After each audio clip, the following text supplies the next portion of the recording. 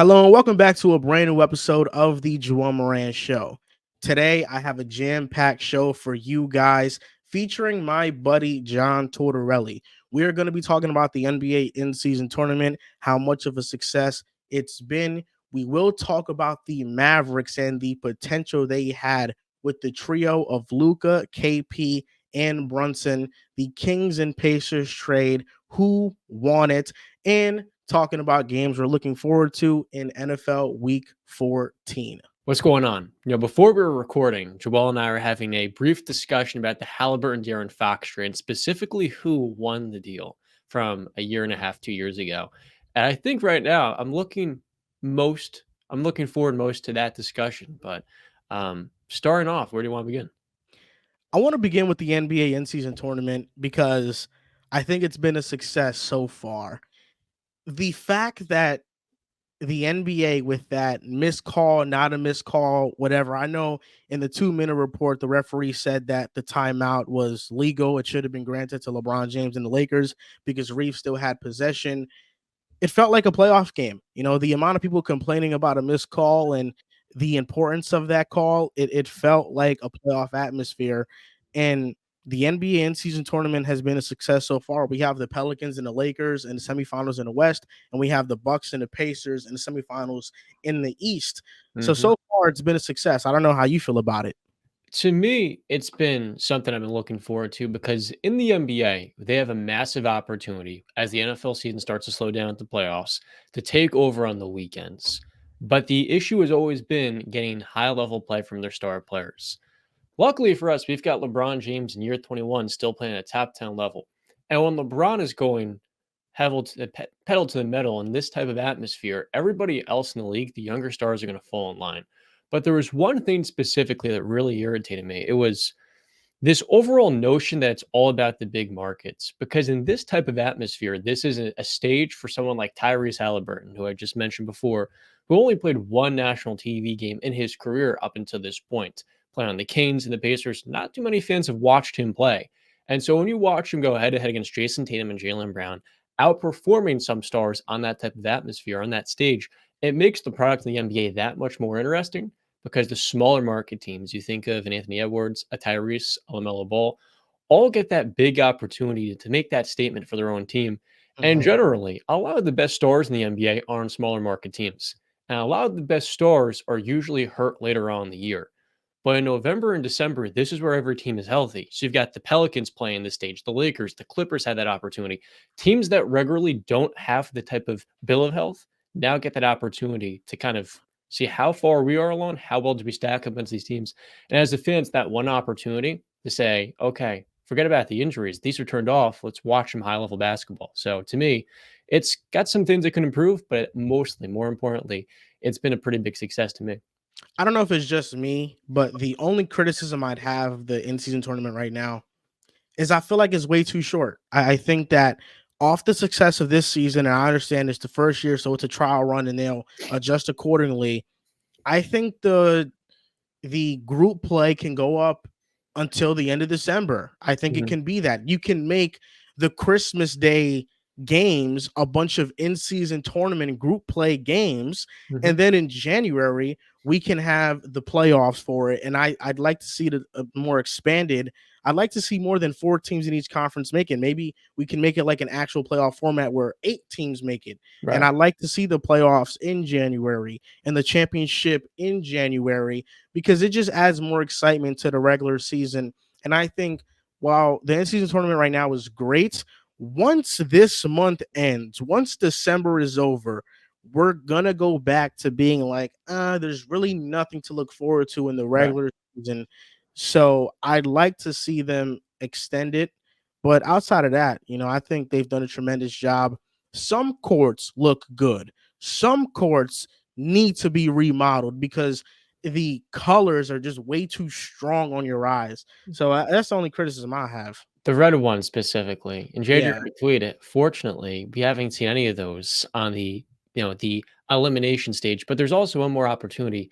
It's to make divisions matter. No one can really fall along with the groups, but if the NBA wants to kind of follow suit of European soccer and football, a great way to maximize this tournament is simplifying it to each specific division because now there will be some meaning behind them. And what's more, I also think the rewards for winning it can kind of be a little bit more playoff based, kind of allowing who you can pick, who you can play in the first round of the playoffs, allowing you to slide up 2 or 3 spots in the standings. There are different ways to further incentivize teams outside of just $500,000. And I think that would make it really intriguing because it make for more storylines. I think what shocked everybody, including myself, is that the Pacers advanced. Nobody saw them beating the Boston Celtics. And it all starts with Tyrese Haliburton. He's a star. And I know that there's going to be a large group of people out there that think we're getting too ahead of ourselves when we praise him and when we say he's this good. But you can argue he's been the best point guard in the NBA. You can. And I think a lot of times when we get into these conversations, it becomes a resume conversation. And I don't quite understand why. Because if you say Tyrese Haliburton is playing better basketball right now than Steph Curry, people automatically take that as, oh, you think that he's better than Steph Curry? Tyrese don't got championships. He don't got MVPs. He don't got this. He don't got that. If you try to mention him with SGA, it's, oh, SGA is a first team All NBA player. In all honesty, and this is something I got into with somebody on Twitter, what's the difference between Tyrese Haliburton and SGA when it comes to propping them up into a superstar category? SGA, since he's blossomed into a true legit star, he has not made the playoffs. He's made the play-in tournament, and he didn't play that well in the play-in tournament. He is a first team All NBA player, but in terms of him and Tyrese, when both of them reached a star level, they both have no playoff success. But for some reason, when it comes to SGA, it's okay because he's a first team All NBA player. Well, Tyrese is on pace to do that right now. If he's not first team, he's second team All NBA. And if the difference between you calling an up and coming young player a superstar is first team All NBA and second team All NBA, you're allowing accolades to dictate what you should actually be seeing on the court and the production numbers. To me, it's not even a question, is Tyrese Haliburton a developing superstar? He's having one of the best seasons we've ever seen for a point guard. Right now, through 20 games, the Pacers are averaging the most points, 128 a game in NBA history, above the 1982 Denver Nuggets, who are known for having the fastest pace. Tyrese Haliburton took over a Pacers franchise that a couple of years ago could not even get into the play-in tournament.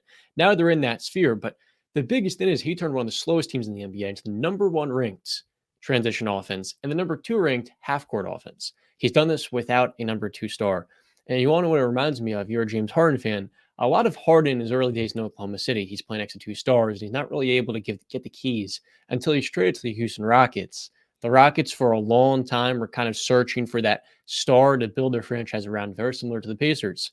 And this jam-packed Eastern Conference, Tyrese has led the best offense, and his second best teammate is probably Miles Turner. They haven't been able to defend. But the biggest takeaway to me is that I think Tyrese Haliburton is the second best shooter in the world right now behind Steph Curry. And what he does as a three-point shooter is very easy.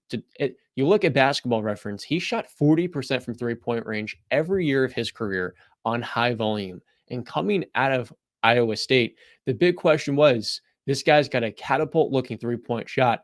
Can that translate as a pull-up shooter? And right now, every single year of his career, he's gotten better and better as a pull-up threat. But unlike a James Harden, he thrives without the ball in his hands. And so the Pacers offense is very similar to the Nuggets in the sense that everybody is leaking out in transition. Everyone's getting touches. And most of the guys playing alongside him are having career years. I think right now, in the regular season itself, it's a year-to-year thing. And Tyrese Haliburton is the best point guard in the NBA. What he does as a scorer, 27 points, is one thing. Pair up with 12 assists per game on 67% true shooting. And this is one of the best offensive peaks we're legitimately watching. And I don't think you're crazy to say that. When you look at his advanced numbers, 11.2 offensive box plus minus, that would rank first all time dating back to 1972. Mm-hmm. That's how great of an offensive season he's having. He right now has a 29.1 PER. That would rank top 3 amongst point guards right now, or I think top 3 amongst players in the league. I think it ranks 4th in the NBA as a whole. And that was part of my argument when I put Tyrese Haliburton over Trae Young in my point guard rankings, because now I'm kind of regretting I didn't put him higher. I'll be honest Yeah. with you, John, because I thought he'd take a leap, but I didn't know he'd take a historic offensive leap. The reason why I put him over Trae Young is because how efficient Tyrese is. He shoots 50% from the field. He's efficient on floaters, on layups. He's worked on his mid-range shot. He's efficient from the mid-range. He's Yeah, efficient from three. It doesn't matter if it's a little behind the arc or 3-4 feet beyond the arc. he's got He's range. efficient. He shoots 44% from three right now. That's something that Trae Young struggles with. He's a streaky player. And there are nights where Trae Young is going to explode and it's going to look amazing. But then there are nights where he's going to be 9 for 26 from the field and he's taking a lot of bad shots because they're not going in.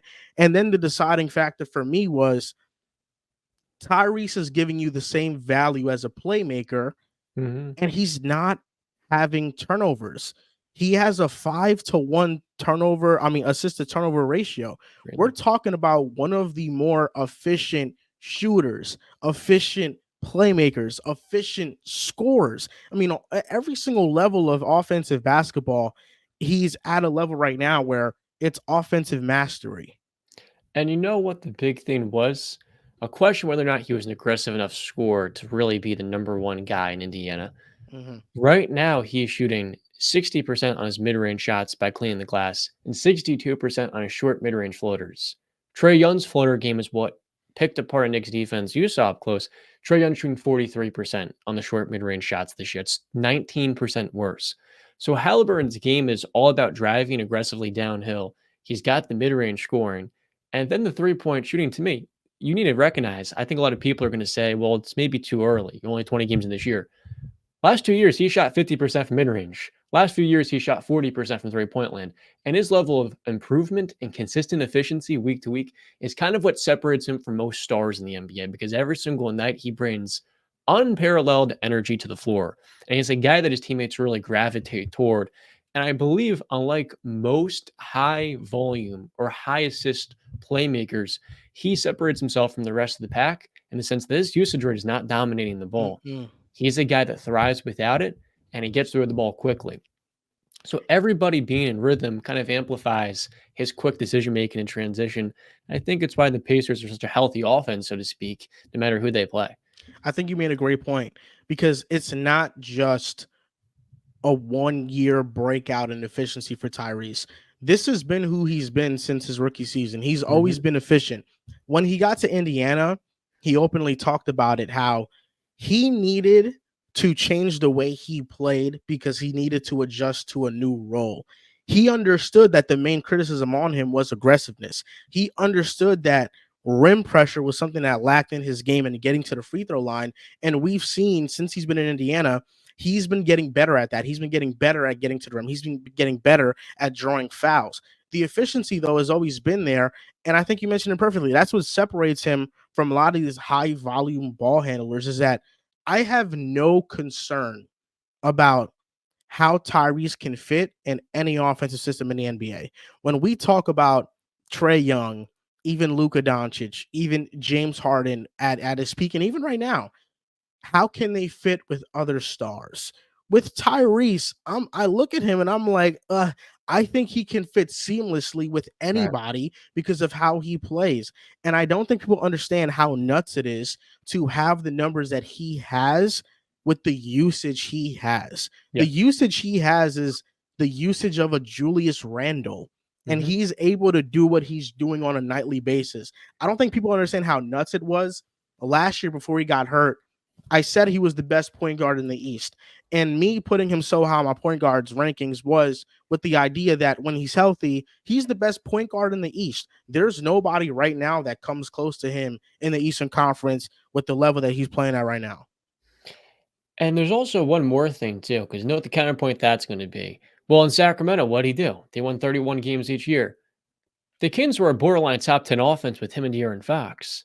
It was Luke Walton being the coach with the worst bench in the NBA, with the 30th ranked defense that prevented them from being a playing team then. and that was Halliburton in a very limited complementary role to De'Aaron Fox. The following year, De'Aaron came in, he put on a ton of weight, and he wasn't the same player. So every step of the way, he has maximized offenses, and it hasn't mattered if it's Sacramento or Indiana. The question is, who won the Sacramento Kings Tyrese Haliburton for Domantas Sabonis trade? I think quite clearly it is the Pacers, but it is still a win-win because the Kings would not have saved their franchise without making that trade. Halliburton, after he won the in-season tournament, or I think he was getting interviewed at NBA today, he said he's tired of the conversation around the trade, and I understand how he is. And this is going to be one of my last times speaking on who won the trade. It's a win-win trade. I really don't think that one team won overwhelmingly.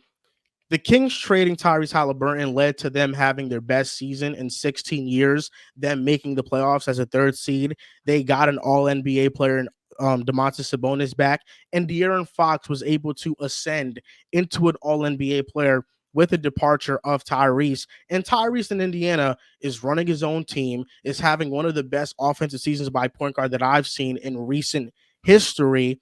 Right now, based off the success the Kings have making the playoffs and possibly making the playoffs again this year, I still lean them a bit because there are some things that the Pacers with Tyrese have to check off. Last year, they caught teams by surprise. They were a top seed in the East until he got hurt, but him getting hurt deterred their season. This year, they should have a playoff spot if he stays healthy. But what if he doesn't stay healthy? What if there's a knick-knack injury that happens to him along this season and it's a reoccurring issue in years moving forward? Then you'll say the Kings won because Tyrese has an injury history. So I want to see one full healthy season of Tyrese make the playoffs with the Pacers until I can just say the Pacers are winning this, because right now the future for them does look brighter than it does in Sacramento, but Sacramento right now has already done something and proven something. That's well said. Domantas Sabonis as well is actually having just as good of a year as last season too. But to me, it comes down to expectations. What the Pacers got was a franchise face without giving up a first round pick. And in that deal, they also acquired Buddy Hield too, who they've turned into an asset, a guy that they can trade or they can put into the starting lineup and he'll fit perfectly with Hallie. But to me, I would also like to see Domantas Sabonis prove himself in a playoff setting. Last year, went up against the best interior defense in the NBA. And as I kind of expected, because he had no really playoff success or playoff appearances or experience up to that point, he did not play well in that series. And so Sabonis plays very well this year, maybe makes an all NBA team. And the Kings are paying him $40 million. The expectation is he'll be the number 2 to De'Aaron Fox. And a lot of the criticisms we had was the fact he's not a volume shooter. He takes 1 3-point attempt per game. He is a guy that has a streaky mid-range package. He's not really a consistent defender. All of these things are very vital in the postseason that maybe you can get away with in the regular season. And I think those deficiencies in Sabonis' game will be highlighted again this year, especially with the Kings playing a tougher team likely in the first round. At least as a 6 seed, I would expect. That's my expectation. A lot of debate is going around between Tyrese and LaMelo Ball, because if you look at LaMelo, like his numbers aren't as good, but they're like similar. I think the difference with that, though, and I just want to make this last point before we go, is you use cleaning the glass for your stats on Tyrese. I'm going to use NBA.com. Mm-hmm. In the restricted area, Tyrese shoots 61% from the field. LaMelo shoots 54%. In the paint, LaMelo's at 49%. Tyrese is at 71%. Wow. In the mid-range, Tyrese shoots 42%. LaMelo shoots 8%. He's only taken 12 mid-range shots this year, 1 for 12. Above the break 3, which is what LaMelo takes a lot, he's taken 111 field goal attempts in that area. He shoots 36% above the break on threes. Tyrese, on 144 attempts, shoots 44% on above the break threes. The numbers may look somewhat similar, but the way and the efficiency that Tyrese is doing it in, that's really what separates him as a player. And I think that a lot of people are just looking at the stats and then they don't actually go in depth into like what area of their games are they actually efficient in, are they not, to kind of look at the gap in what they are as players. But Tyrese is having an all-time offensive season. We have to see if he can keep it up. The other day, I was watching JJ Redick's podcast with Kristaps Porzingis on it, Right. And he talked about his Dallas Maverick days. And I was looking at the comments on YouTube, and one of the comments said, "It's really crazy how the Mavericks at one point had Luka, Kristaps Porzingis, and Jalen Brunson. Luka is still Luka. He's still an all-time on trajectory player, all-time talent. Jalen Brunson was able to blossom in New York, average 31 against the Heat in the playoffs, who made the finals, have a all NBA season, even though he was an all NBA player, and he wasn't an all-star either, which was shocking. Hmm. And then Kristaps Porzingis, who post Dallas has his most efficient season ever in Washington. And when you watch him play for the Celtics, he's really unlocked their offense and defense. He's been huge for them, and he's helped all the players around him. Right. And I just think to myself, imagine if we lived in a world where all three of them are on the same team still. The Mavericks have Porzingis, the Mavericks have Brunson, the Mavericks still have Luka, and Right. there isn't any ego stuff around it. There isn't any immaturity. They just all play together. I think with KP and Luka, those things existed. With Brunson, I don't think they did. I just think the Mavericks were unwilling to pay Brunson. That's what I think it came down to. But what if, man? What if that trio was still alive and well in Dallas? What are we potentially talking about here? I mean, the theory is we're talking about the top team in the Western Conference because when they acquired Kristaps Porzingis, they were expecting to get one of the best rim protectors in the NBA.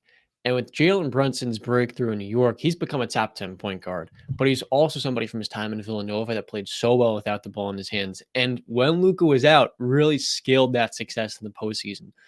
But to me, the unfortunate part was injuries with all of them. So you look at the 2020 season together with Kristaps and Luka. Jalen Brunson was coming off the bench. And in that year together, the Mavericks posted the best offensive rating in NBA history, a 116 mark. That was so good. Steven Silas the next year was the Rockets head coach for Russell Westbrook and James Harden. But the issue was defensively, Kristaps had only played 48 games the last 2 years. So he was a young center, getting his legs underneath him, on a defense that really only had one good perimeter defender. So while the Mavericks were a fantastic offense, their defense was bottom 10 in the NBA. And the following season, when Porzingis was trying to reacquaint himself in this offense, he only played 43 games. So it always felt like the theory of the Mavericks was supposed to be better than the reality, and the sum of their parts should have been greater, but it really never came to fruition with a great regular season. It only came to fruition in the postseason when they were playing the Clippers and they take him to 6 games in the bubble without Kristaps, who tore his meniscus, a second knee injury. And I felt like with that duo of KP and Luca, there is a sense of unfulfillment because Rick Carlisle was never going to run his offense through KP. So he was always disappointed. And the relationships between the three parties, Luca, KP, and Carlisle, struggled because there's no leader in Dallas. Not that Luca isn't a leader per se, but you think of teams, Joel. The 2020 season was a big one in the NBA. It was coming off the biggest NBA all season we're ever going to see again in our lifetimes, honestly, because of the way contracts are now structured. The teams who failed in 2020 were the Jazz, the Clippers, the Mavericks. They technically did as a first round exit. Teams that didn't have a whole lot of leadership. But the teams who thrived in the middle of the pandemic with a 5 month hiatus, a 70-game season, were the Lakers with LeBron, the Heat with Jimmy Butler, and the Thunder with Chris Paul. I think not having a vocal presence on that team with two young players, 21 and 25 years old, was one of the biggest reasons why it ultimately never worked. And then defensively, the Mavericks never had that reliable number two defender off of Dorian Finney-Smith to really ease Kristaps' burden on the defensive end. And it is kind of disappointing that we're never going to get to see that European duo kind of take flight the way we all anticipated when they made that trade. I remember when the trade was made, I was in a PlayStation party, Right. and everybody knows I'm a Knicks fan. So when the trade was made, they were just laughing in the party at me and saying, "Oh, KP's gonna win a ring before the Knicks win a ring because he's with Dallas and Luca." And now that he's in Boston, maybe it happens. I have no idea. Right. But you spoke to something that I think was a great point, and that was leadership. And I think right now, Kyrie Irving is doing a great job filling in that role for Dallas and keeping everything in check. And I think it's a big reason why they're currently having a great season right now. They're off to a great start. I think Kyrie Irving has really made a big difference in that regard. And I think it does speak to kind of how when two young players are propped up to be the star of your teams, if they are not viewed as equals, there's Mhm. gonna be friction. And after Right. Luka's rookie season where he won rookie of the year, KP was supposed to come into Dallas, and Luka and him were supposed to be a 1-2 punch, 1A, 1B. Porzingis was already an all-star player. He was a unicorn. And then Luka took a gigantic leap. Luka took a leap into, I'm not just Superstar. an all-star, I'm a superstar top 10 player. Mhm. And that leap then forced Rick Carlisle to force KP to take a step back. Right. KP now needed to take a step back in his game as well. And now KP is kind of looking up at Luke as he's the best player on his team, undoubtedly. And I'm not getting enough stuff ran for me because everything is more efficient ran through him. And I think at that point in time, off the injury, there was just so much that KP still wanted to prove. Where Mhm. now he's at a point in his career where he's saying, I can average 18 and 9 and be a great defender. And as long as I win a championship and we're winning games, it doesn't matter to me. But at that time, I think he very much was still fixated on proving himself and proving his worth in the NBA.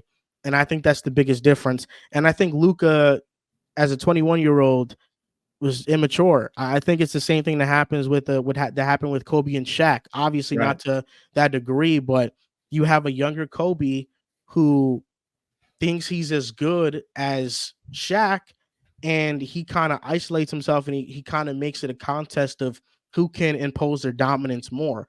And I think Luka was definitely guilty of that. And there was a lot of instances in Dallas where you would see, plays where Luka is they're running a pick and pop, and KP pops out to the winger corner. He's open, wide ass open, and Luka's taking a contested mid range shot over two defenders Can't space. instead of passing it out to KP. Right. So that type of frustration can build up for a player like Kristaps Porzingis, who in Dallas he very much was put into a box. He Mhm. kind of was Kevin Love in Yeah. Cleveland, Force where touch. you're going to be a spot up shooter for us. We don't want your post ups because statistically they're inefficient. Mm. And now you look at the advanced analytics, and the post ups are the most efficient part of his game. Right. So that was something that Dallas was completely trying to get rid of from his game. And he wasn't able to play the way he wanted to play. And I think that's just what led to their divorce as a team. Well said. And it wasn't that Kristaps was even inefficient. It was the fact that what they were doing worked so well with him being in a much smaller role than he anticipated that it never was going to align for the two sides. And really, it reminds me of his first couple of years of Carmelo, where he's like, I feel like this is a rerun of my rookie and sophomore years. I want to be given a 31% usage rate. But when he was given that, the Knicks were a 29 win team. When he was playing that similar role, they're a top 6 seed competing. And I think Jalen Brunson's the biggest question in that picture because the Mavericks for so long were looking to find that star to complement Luka in the backcourt. And they literally had him underneath their nose and Mm-hmm. said, well, we'd actually rather just not extend you. And by not giving him any extension, he was an unrestricted free agent. And then at the worst possible time, he scaled into the player. People forget he was hurt in the bubble. He tore his labrum in his sophomore year. His third year in the NBA, he played poorly versus the Clippers in that big series where they had a lot of switchable wings, and he was kind of getting outmanned. But in that fourth year versus Utah, just caught a good matchup, and then it quite literally changed his career. And I think that's the bigger what if to me, Jalen and Luka playing together. It would be a what if for me if they never got Kyrie Irving. Right. I think them getting Kyrie Irving and them having a guard, an all-star guard, play alongside Luka kind of cancels out that what if for me. Mhm. Because even with Jalen Brunson playing how he's playing now and having the playoff performances that he's playing now, you can still argue that when both of them are on, Kyrie is slightly better than Right. Brunson when both of them are on. But I think it's a great what if. I think an even better one is if they signed him a year early. If they signed him a year early, he was going to get paid like 17 mil a year. Mhm. And he was going to be one of the best bargain contracts in the NBA. And that would allow them to make so much more different moves to make Mhm. the team better. But I like the spot that Dallas is in currently. I think they have a pretty good team. I think Derek Lively was a great draft pick, and Mhm. he looks like that Clint Capella for James Harden, but instead is for Luka Doncic. rim running center who's going to get a bunch of rebounds. And the fact that he's showing out this early as a rookie is a great sign for Dallas because he could have been like 90% of centers where in the first year they're just a complete liability and you can't really play them. And that's clearly not Derek Lively right now. And the defense is going to come along. They only rank 23rd right now, but Grant Williams sounds looking pretty good. Josh Green's developing. I think they've got a good enough support system now and infrastructure to kind of build off of those teams that went to the Western Conference Finals. Right now, we're going to shift to football right now, but if you were to pick a team in both the AFC and the NFC to come out their respective conferences, who would you pick? My prediction for a while has stayed the same. It is Chiefs 49ers. Through the lumps and the growing pains of the regular season, to me, I believe in the AFC right now. It is the exact opposite of what we expect. It's very top heavy. And Kansas City's defense to me is a lot like those Bengals teams with Joe Burrow, where they're not going to be as explosive, but that defense can carry them far in the playoffs. And with Patrick Mahomes, I don't think a Trevor Lawrence or a Josh Allen with the volatility in Buffalo can be trusted to win as consistently. And the NFC, I think we know why it's San Francisco. There's only one thing stopping them, and that's injuries. I was rewatching the Chiefs and Packers game. I watched the All-22 on it, and I came away from that game feeling much better about KC and where they're at. The biggest reason for it is because I don't think Patrick Mahomes is playing up to his potential. A lot has been made about the wide receivers, and certainly there's instances of it. You see it. It's littered across all of their film this year. There are two examples on the wide receivers that I'm going to use. Two of them in the red zone. The first one was Rashee Rice was running behind the defense on a dig, and he was at the backside of the end zone. He was open. Patrick Mahomes doesn't let it rip. And I can understand why Jonathan Owens was kind of patrolling the middle, but he was a couple yards in front of Rashee Rice. And Mahomes, he was stepping into the pocket. I thought he could have made a throw there, but the reason why he didn't was because instead of Rashee Rice stopping in between the gap of the zone, he kept running his dig. So he went like this and kept running, and he covered himself. Instead of going like this, noticing Mahomes is stepping up and stopping right there where the gap in the zone is. Another instance happened with, I think it was Noah Gray or one of the other tight ends that's not Travis Kelce. Mm-hmm. They were running kind of a hitch route in the red zone, and the hitch was open. The hitch was, if he stops in the gap of the zone, that's a completion and potentially a touchdown. Right. He covers himself. It's an option route.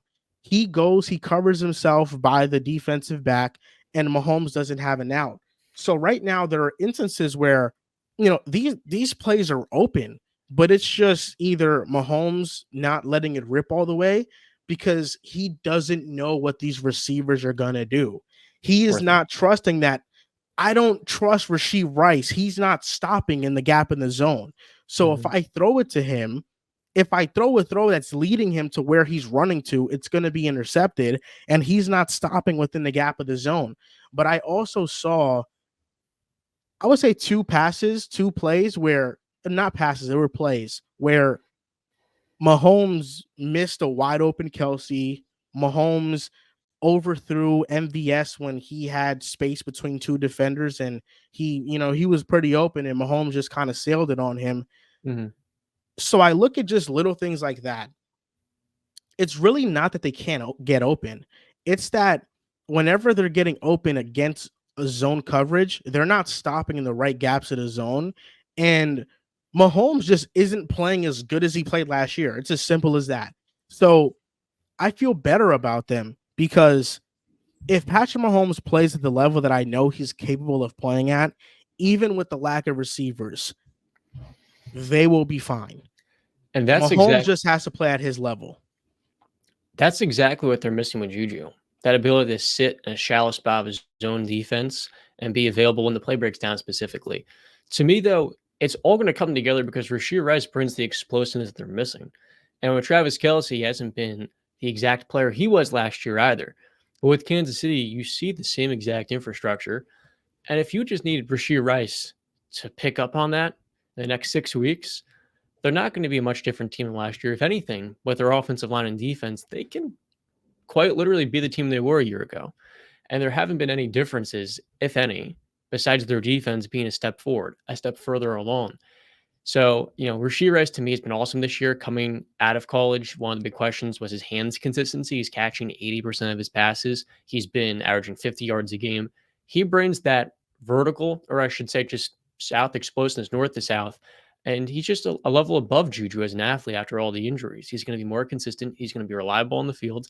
And I think for a rookie receiver, learning from Patrick Mahomes will kind of aid your development and that transition. Even if in the AFC you're going to have to play some tough defenses. I mean, the road to the Super Bowl right now looks pretty wide open, and that's why, Mhm. yeah, a Pittsburgh Steeler fan, I'm like, damn. I feel like for so many teams this year, it's been a blown opportunity. Cincinnati, obviously, the Bills, and even the Jaguars to an extent. Cincinnati for sure. I mean, you look at without Joe Burrow, they're not going to compete. They're probably going to win a couple games, but they're not going to compete at all. And this was a missed opportunity for a team like that started out the season pretty slow. But yeah, listen, I think the Chiefs are going to be fine. I really do. And I know a lot of people are like overreacting to them, but there really isn't nothing to overtly overreact to. And I think missing piece is Jerick McKinnon right now. Hmm. Jerick McKinnon is another player that last year he was their third down back. He was taking pass blocking responsibilities in the backfield. He is another player that Mahomes trusts. Mahomes knows that Jerick McKinnon knows what to do. So having him back in the lineup, I think, is going to pay dividends when he is back. Right. I'm not worried about them. And this film really made me more confident in them that if all I'm worried about really, because listen, the receivers are what they are. If my biggest worry is Patrick Mahomes isn't playing like Patrick Mahomes, I think Patrick Mahomes will play like Patrick Mahomes eventually. That's really it. I think Mahomes is going to get back to what he is eventually. And it's going to happen at some point. And in the playoffs, he takes it to a different level. So if that's what I'm waiting for, I know it's going to happen. This feels a bit like New England in the 2010s. But now that the Bengals, the boogeyman, the Chiefs are out of the picture, we think, because Jake Browning played very well in their Monday night game. Yeah. What team in the AFC can take down the Chiefs? Which team presents the toughest matchups? I think it's the Ravens. I think because of how tough their defense is, because they can line up in man coverage all game. Mike Right. McDonald has a bunch of disguises on defense. I think they pose the biggest challenge on the defensive side of the football. And Mm, offensively, they can run the ball. The Chiefs' run defense has not been that good. right. And if you are going to live on throwing exotic blitzes at Lamar Jackson, I think that he's going to be able to pick them up pretty well, much better than someone like Tua can pick them up. I think the Ravens pose the biggest threat to the Chiefs. Man, if the Jets are healthy right now, I'd say them. I guess you have to go Baltimore, but I do feel like with Miami Dolphins, their biggest claim to beating the Chiefs will be in September, a matchup where they're kind of overheated. In that January weather, if it's in Miami, I don't really think it would be a crazy home advantage the way it would be early in the year. And whereas with Baltimore, they are more of a cold weather team, even though they haven't won a playoff game since 2020. And I generally look at the Ravens' rushing attack with Lamar to kind of eat the clock and then also hit you with one or two big plays. They've got a better receiving core in the Chiefs with Zay Flowers. I know Mark Andrews is healthy, but the receivers themselves It's like are. for example, when it comes to Miami and their home field advantage, like their home field advantage helps them Mhm. because you don't trust Tua to sling the ball in cold weather. That's really what it is. I don't think any team is saying, "Oh man, we got to go to Miami and play in 70-degree weather on a great sunny day." Like, come on, let's be real here. Like, I don't think teams are dreading going to Miami versus you're saying we got to go to New England and it's going to be 19 degrees. It's going to be freezing cold. I don't Right. think Miami is more so an advantage for what they do on offense. They Mm. pass the ball. So they need ideal weather conditions to be able to pass at the rate that they pass. So I think it's more of an advantage for them. than it is for like a disadvantage for teams that are going to face them. Right. I do think that the big Miami advantage does though come. We saw that versus the Broncos when it's 100 degrees. And that's Yeah. where Tua is going to play his absolute best football. I feel like with Miami, you don't trust them week in and week out in the turnover battle because there have been a lot of interceptable passes thrown. And with Patrick Mahomes, we've seen that bite the Chiefs in the playoffs. But because Kansas City has a top 10 defense that's Super Bowl material, and Miami just lost Jalen Phillips, and they're trying to evolve in their first year of Vic Fangio, the Chiefs have a lot thicker of a cushion to offset those turnover-worthy plays. Whereas the Dolphins, they have to beat you in a knockout battle.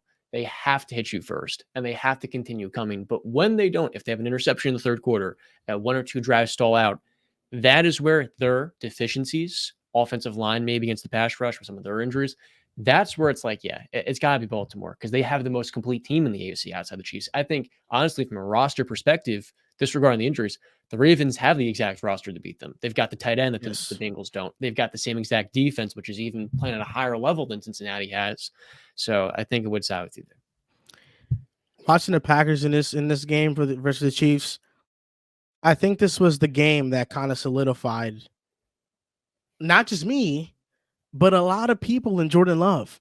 Because before this game, it was he's facing weak defenses, they suck.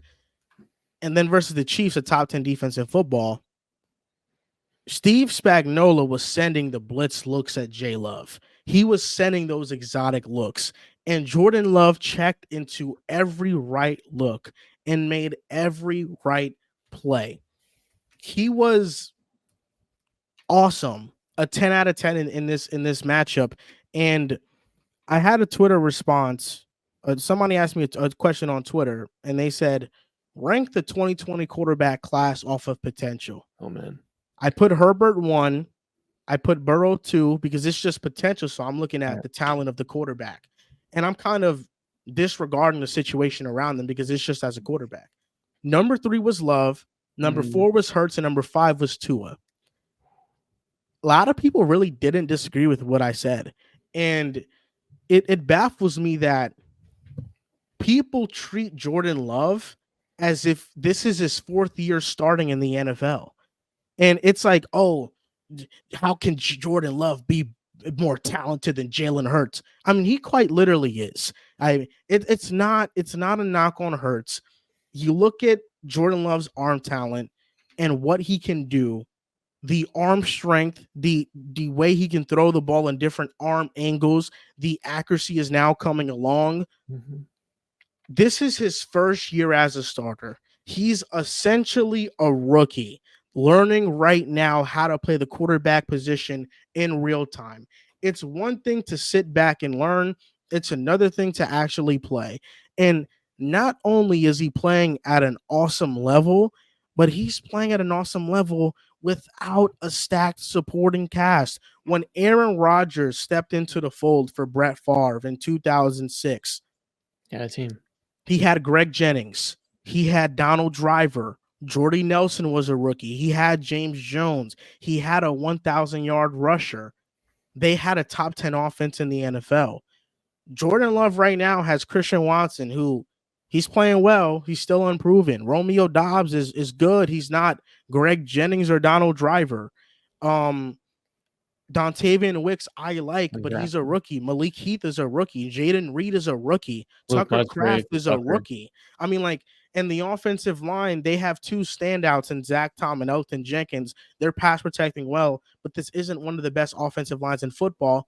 And the Packers, outside of the Chiefs game, they have not been able to run the ball well at all. They have not. So Jordan Love is on pace, and he will do this. And I know I say on pace, and it's not set in stone, but you look at the Packers schedule, Jordan Love at the end of the season will have 4,000 passing yards. He will have 30 passing touchdowns.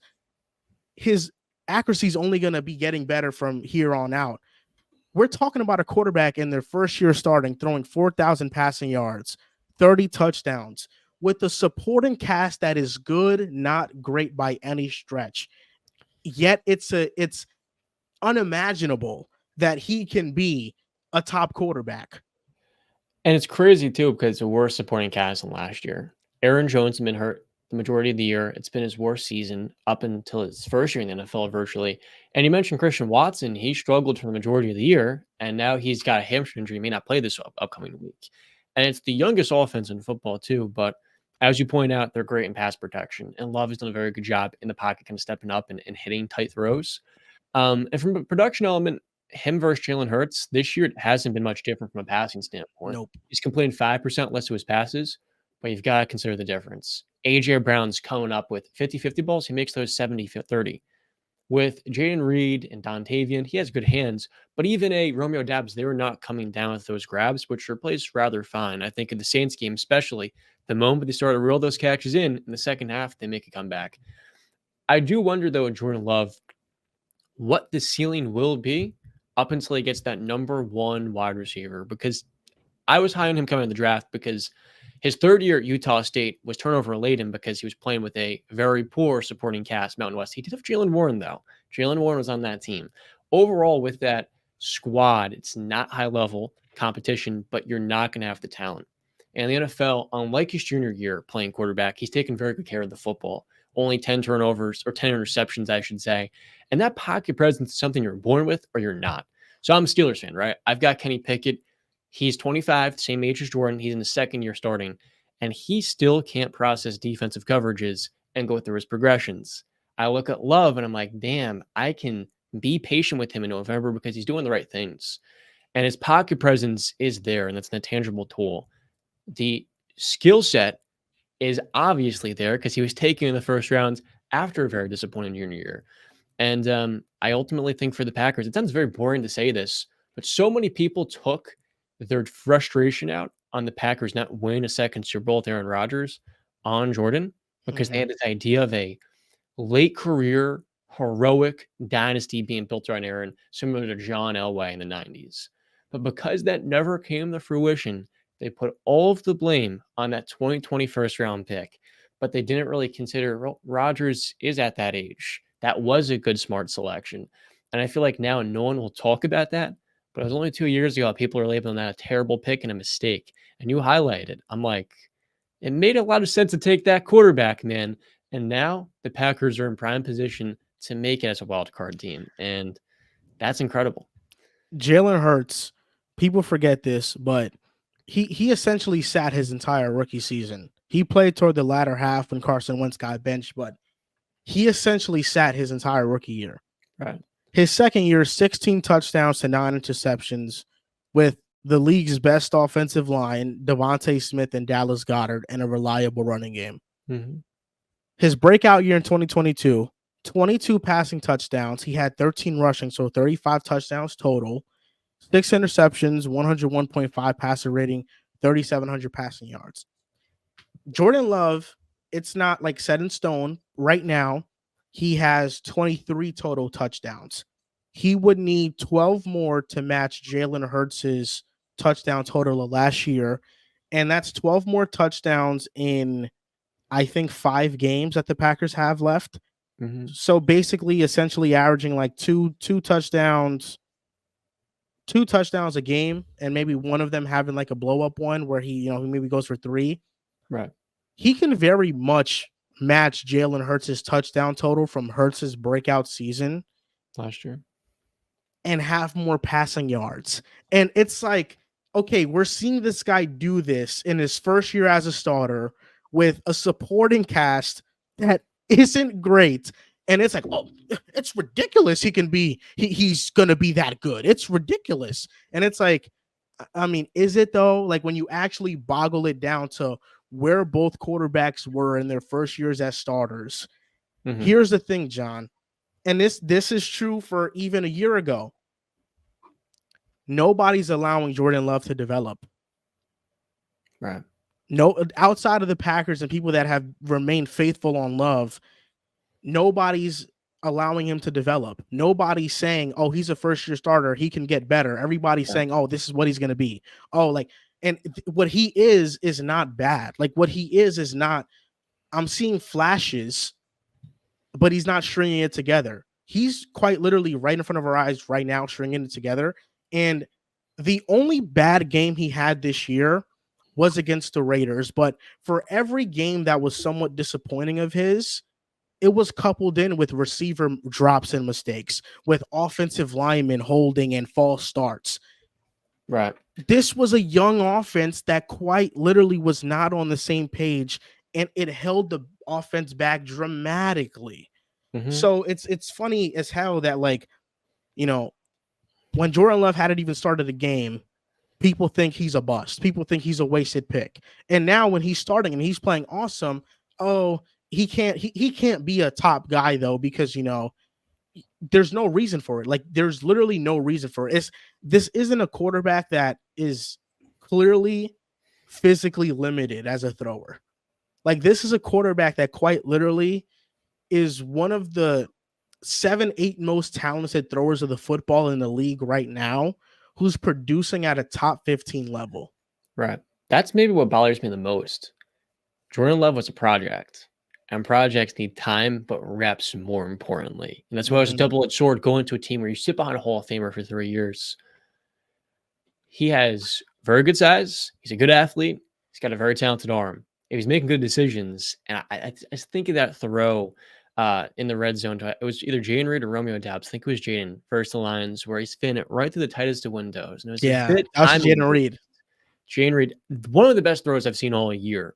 And that was the moment to me where I'm just like, what are the haters going to have to say about that? Because how many guys can do that? Like, how many guys can make that throw? You then look at the production. As you point out, Hurts last year 35 touchdowns. Jordan Love's got 24. If he gets 11 touchdowns in these next 5 games, he is matching the same exact total as Jalen Hurts' MVP year. Now, I think year, John. Yeah. MVP year. Hurts was my MVP last year. I felt like he was having that type of season. So, man. That's what I'm saying. Like, you're matching somebody's MVP year, but somehow it's like you can never be as good as that player. It's just ridiculous. What Week 14 matchup are you looking forward to this weekend? I got to go with Buffalo facing Kansas City. To me, it's always going to be a dogfight. But with Joe Brady, the Bills' offense looked a lot better with a rushing attack coming together with James Cook. I feel like the Bills here could change their entire season with one win. And for an 8-4 Chiefs team, it is a pretty important game for the seeding element. And so, the Bills, they're going to come out with their knockout punch. I want to see how Casey responds. I think the Dolphins right now could be the loser in all this if the Bills get into the playoffs and they somehow have to match up with them in the very first round.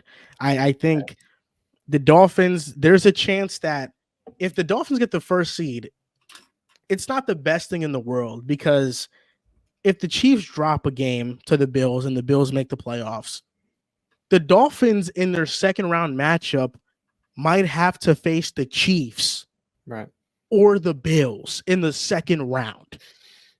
You don't want to face one of those teams in the divisional. Josh Allen's 9-2 versus the Dolphins. That's the one team that they can't really own in that division. The Chiefs and Bills game is something I'm looking forward to, because I just don't know who I'm going to pick in that one. I'm leaning the Bills because their season's on the line. They really need this win. And in the past 2 seasons, I believe the Chiefs have lost 3 of their last 5 games. And I think this is kind of the stretch where every team goes through it. The Niners had a 3-game losing streak. I think this is the stretch right here where the Chiefs lose this one, and then this is kind of like a wake-up call for them. Like, okay, we really have to figure it out. We're heading towards the playoffs. This is where we get locked in. I think the Bills win it.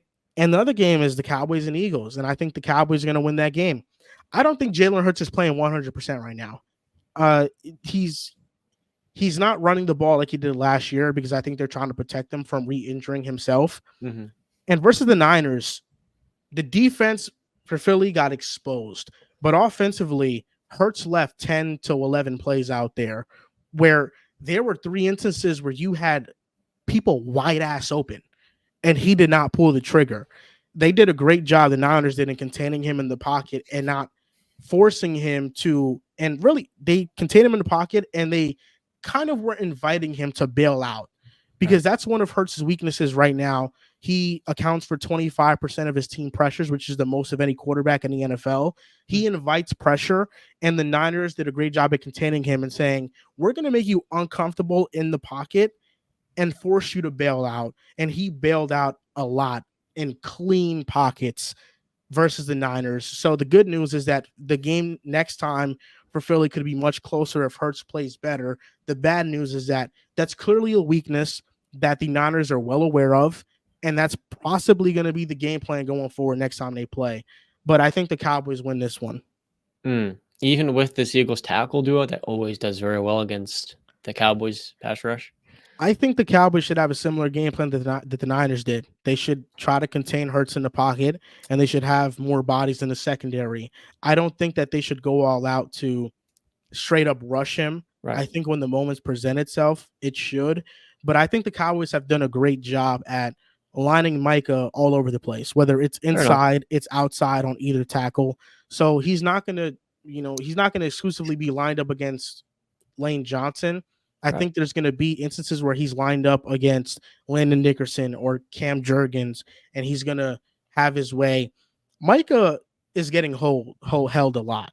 Versus Seattle, I think he was held like 7 times. They didn't call one of them.